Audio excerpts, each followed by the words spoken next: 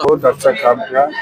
कभी में मैं भी सोचा नहीं था ऐसे हमारा चीफ मिनिस्टर ने ऐसे बीटीसी का बाहर में जो लोग खेला है एक्सपेक्टेड 422 समथिंग, वो उन लोग को ऐसा रिहैबिलिटेट करेगा, तो बहुत अच्छा काम किया।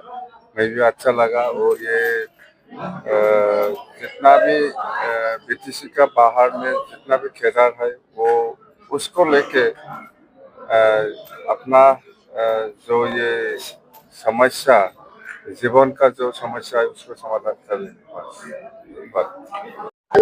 दिनै एसेबां गोबावनि उनाव बिटिसिनि बायजोआव थानाय एक्सपिएलटि वेलफेयार ससाइटिनो जे आसाम सरकारा जोंनो 2 लाख करै अनसुंथाइ होदों।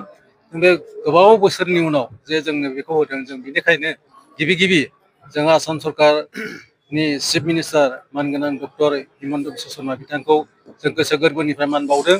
आरो जोङो खावलायबावगोन जे जोंनि माखासे जायफोर थैनानै थांनाय 2003 मायथाइनि उनाव जायफोर जोंनि एक्सपिएलटि बिथांमोना थैना थानाय बिथांमोननि थाखायबो जाहाथे सरकारा बिथांमोननोबो अनसुंथाइखौ होयो।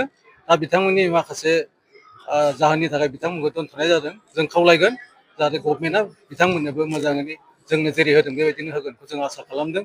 आरो लोगोसे जोङो जोंनि बे दिनैनि जि चेक राननाय हाबाफारि, बे हाबाफारियाव आसामनि मन्त्रि जयन्त मल्ल बरा बिथाङाबो बेयाव बाहागो लाफैदों।